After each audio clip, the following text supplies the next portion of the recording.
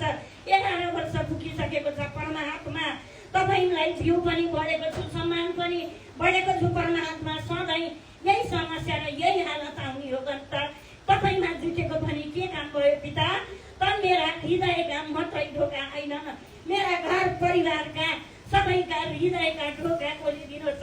चारै दिशाका ढोका भनेर संसारीमा भनिन्थ्यो, आज त हजुरले त हजारौँ लाखौँ ढोका हजुरका रहेछन् पिता। यो ढोकाहरू सबै खुला गरिदिनुहोस् र सबैको हृदयमा तपाईँले बास गर्नुहोस्, त स्वर्गदूत खटाउनुहोस्।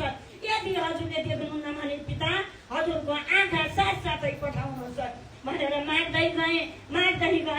आज एकदम बिरालिएको छोरा, बिरालिएको बुहारी, हामी छुट्टै 1 वर्ष भयो बसेको। हिजो बिहान बुहारीले मम्मी अब त हामी सधैँ बसौँ, तपाईँलाई तरकारी छैन मैले पकाएको छु, तपाईँलाई दाल छैन मैले पकाएको छु। मेरो मम्मी मैले जानिनँ, मैले तपाईँ भात पकाएर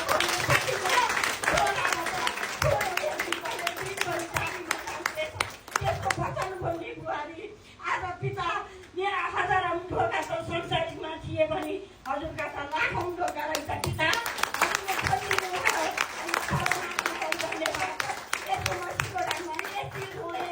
यति आँसु आयो, हिजो घर खाएर एकदमै रमाइलो गरेर आएको थिएँ पिता। मलाई एकदमै मेरो रमाइलोको तपाईँले घरमा देखाउनु भयो ईश्वर।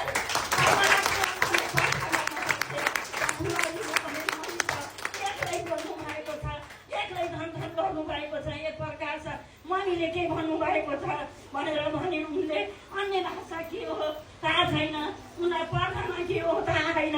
उनलाई पनि सोच्नेन तिमी राज्यमा जुट, तिमी आफ्नो यस्तो होइन, तिम्रो हातमा ताला चाबी छैन। हाम्रो ताला चाबी त ईश्वरको हातमा छ। हाम्रो हातमा केही पनि रहन्छ। मैले पनि छोरो बनाउँछु, बुहारी बनाउँछु, छोरी बनाउँछु, श्रीमान बनाउँछु भनेको थिएँ। आज 1 मिनट नदेखे पनि नानी आमा कहाँ गई भनी लेखेको पिताले बनाउनु भएको छ। श्रीमान त्यस्तो हुनुभएको छ। अब त राज्यमा हिँड्नु न बुढो जाम। अब त यत्रो काम हाम्रो छोरो मिलेको छ, बुहारी मिलेकी छन्। अब एकै ठाउँमा बसौँ भन्ने बुहारीले भनेकी छन्। मम्मी म बाहिर जाने हो, मेरो पनि आयुषमा नाम निस्कोस् भनेर मारिदिनुहोस् है मम्मी भने बिहान पिता। हजुरलाई अब मेरो घर परिवार सानो परिवार थिएँ, यति लतालिन्न थियो, यति लतालिन्न थियो, तर म ईश्वरमा जुट्न छोडिनँ पिता। हजुर हुनुहुन्छ, आज हुन्न, भोलि हुन्न, पछि हुन्न, निको पछि त भएर देखाउनु भएको थियो। मसँग तिमी आत्तिएर निस्किएर बस्नु पर्थ्यो भने आज तिमीसँग आत्तिएर म छुट्टै बसेँ। 10 मिनट ठिक छ बाबु, म हेर्छु, खाना म बनाउँछु, तर जहिले तिमी जान्छौ बाबाले नि धेरै मलाई दुःख दिनुभयो, धेरै कष्ट दिनुभयो। बाबाको लागि पनि आज श्रीमान छोरा बुहारीसँग खाना खाने, नातिनी र म एक ठाउँमा खाना खाने गरेर बसेको थिएँ। त आज बुहारीले त्यो आवाज बिहान भनेन त मम्मी आज दिदीले खाना खाना बोलाउनु भएको छ, ढोडबिसीमा जाम। मेरो पनि स्कुटर छ, प्रकाशको पनि मोटरसाइकल छ, जाम भनेर भन्थे। म जान्न, मेरो आज त्यहाँ गएर खाना खाएको भन्दा मेरो धेरै खाना कामबाट सुनेकाले ईश्वरले घर परिवारमा काम गर्नुभएको छ। म जान्न, तिमीहरू सबै आज ढोडबिसी बुझेका छन्। तर म त मेरो पिताको महिमा गर्छु, मेरो पिताको महिमा गर्छु। मेरो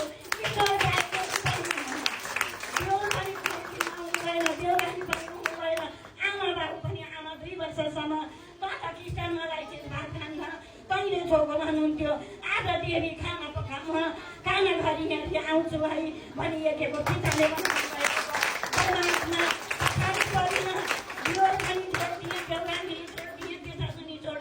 श्रीमान पनि छोडिदिए पिता। हजुर जान्नुहुन्छ, रात दिन जाँड खाएर बस्नुहुन्छ, हिँड्नुहुन्छ, तपाईँ जान्नुहुन्छ।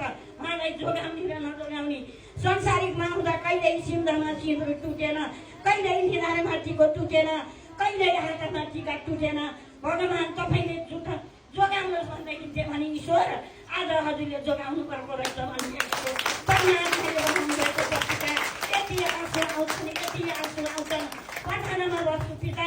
परमात्मा सबै त मिलाउनु भएको छ भने पिता, यो हराएकी छोरी पनि तपाईँले ठिकै ल्याउनुहोस् भनेर मागेको छु।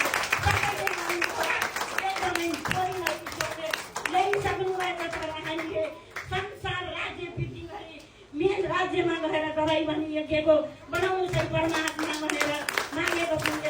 पितालाई धन्यवाद छ र एकदमै ईश्वरप्रति मन लाउनुहोस्, बिउ छुट्याउनुहोस्। कति बिउ रोपेर कति ईश्वरले दिनुहुन्छ, बिउमा भन्नु होला होइन। तर ईश्वरलाई धन्यवाद। त आजको म फेरि होइन गवाई त कति क्याम्प पनि गरिसकेको छ। एउटा सानो गवाई जोड्न चाहे। आज अस्ति यहाँ हामीले अघिल्लो महिनामा होला हाम्रो यही होइन हाम्रो मिटिङको हामी लिडर मेडमहरूलाई मात्रै थाहा छ र हाम्रो कार्य समितिलाई मात्रै थाहा छ। हाम्रो होइन एकदमै अलिअलि हामीले बिउ रोपौँ भनेर रोपेको, सबैले रोपिएको थियो। त मैले पनि रोपेको थिएँ पिता। मसँग त पैसा पनि छैन परमात्मा, मलाई छोराले दिनुहुन्न, श्रीमानले दिनुहुन्न होइन। बुधबार माग्ने, शनिबार माग्ने, सोमबार माग्ने, मङ्गलबार माग्ने भने त मलाई सचाइ जा भनेर कसैले पनि मलाई बिउ रोप्न पनि दिनुभएको छैन र मलाई तैँले भाडा ला भनेर पनि दिनुभएको छैन। आज मेरै पिताले आफ्नै सृष्टि गरेको जग्गामा खेतीपाती गरेर पालिने र पानी बत्ती रासन पानी होइन 20,000को टुकुटी खेल्न सक्ने पिताले त्यो पानीबाट बनाउनु भएको छ। परमात्मालाई धन्यवाद। त बिउ रोपेर गएको थिएँ पिता। म त अझै पनि रमाएको छैन यो बिउमा पिता। मलाई अझै पनि बढाउनुहोस् होइन, अझै पनि बढाउनुहोस् पिता। मलाई यो साउन महिनाको मैले मात्रै भाडा तिर्ने यज्ञको पिता मलाई बनाउनुहोस् है तपाईँले। मेरो मन रमाएको छैन। हजुरको मन त के कसो छ? हजुरका त धेरै विवेक, धेरै विचार छ। मलाई फेरि पनि मेरो मन रमाएको छैन। रमाउने गरी मैले मात्रै हाम्रो मेन हाम्रो यो राधाकृष्ण मार्गमा एकदमै 1 महिनाको भाडा दिने यज्ञको बनाउनुहोस् है पिता। तरकारी पनि थोरै थोरै छोडेको छ। बढी पानी आए पनि भेन्डीको फुल गइन्छ, फुल गइएपछि बचिला लाग्दैन, त थोरै थोरै आउँछ पिता।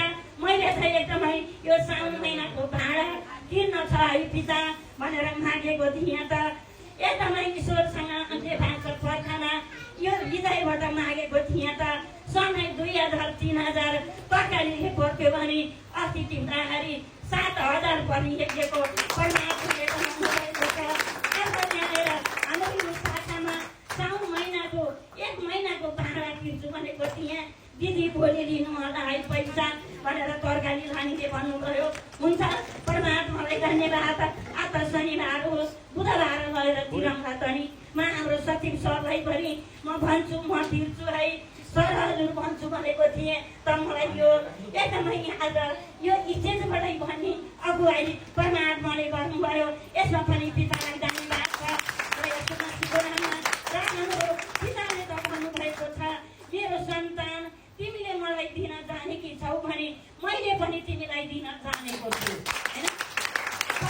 मैले खुला बगान मैले एकदमै पढेको छैन, लेखेको छैन। म जहाँ पनि लेप्चेन आएर काम गर्ने मान्छेले टुक्रा टुक्री 3टा वचनको मैले एउटै वचनमा जोडेँ भने पनि ईश्वरले काम गरेर देखाउनु भएको छ।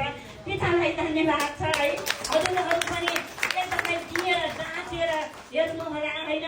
उन्नति प्रगति परमात्माले यति बनाउनु भएको छ। मेरो घर परिवार देख्छ मैले बल्ल होइन। पिताले त भन्नुभएको छ मेरो सन्तान तिमी नआत्तिय, तिमीलाई मैले कुन दिन कुन समय ईश्वरमा गएको सधैँ भएन मात्रै नभन। तिमीलाई मैले तिमीलाई घरि बसाउँदा चाहिँ तिमीलाई आत्तिए छ। बसाउनु कुनै कुनै जोडेर पनि आज परमात्माले भनी यज्ञको बनाउनु भएको छ होइन। गवाई त कति छन्। आज मलाई धेरै हाम्रो मेडम हजुरले मेरो नाम पनि लेखिदिए हुन्थ्यो त बोलाइदिए हुन्थ्यो। मलाई धेरै भन्न यो गवाई वचन भन्न मन थियो। यसमा पनि पितालाई धन्यवाद। र हाम्रो सर हजुर मेडम हजुरलाई पनि जुन दिन राधाकृष्ण मार्गमा आए मेरो सन्तान हाम्रो शाखामा पनि तिमी जस्तो एउटा अन्धो सर्प जस्तो नाम लेख्न नजानेर हृदयबाट सबै कुरा बुझ्ने र होइन सबैलाई उदार र सुधार गर्ने गवाई वचन भन्ने हाम्रो शाखामा चाहिएको छ होइन। पिताले भनेर मलाई यही शाखामा ल्याएर हाम्रो परमात्मा ईश्वरले लिडर बनाउनु भयो छ। कार्य समितिमा गयो पिताहरूलाई धन्यवाद छ। उहाँको नाममा र हाम्रो सर म्याडम होइन दुवैजनालाई घर परिवार लगायत एकदमै नमस्कार गर्छु। अझै पनि हाम्रो यो शाखामा उन्नति प्रगति होइन जनहरू खोजी पिता परमात्मालाई धन्यवाद छ। र आज हाम्रो कार्यक्रम चलाउने म्याडम हजुरलाई पनि एकदमै नमस्कार गर्छु। एकदमै उन्नति प्रगति ईश्वरले आशिष भएको दिइसक्नु भएको छ भन्दै यो स्टेजबाट बिदा हुन चाहन्छु। धन्यवाद।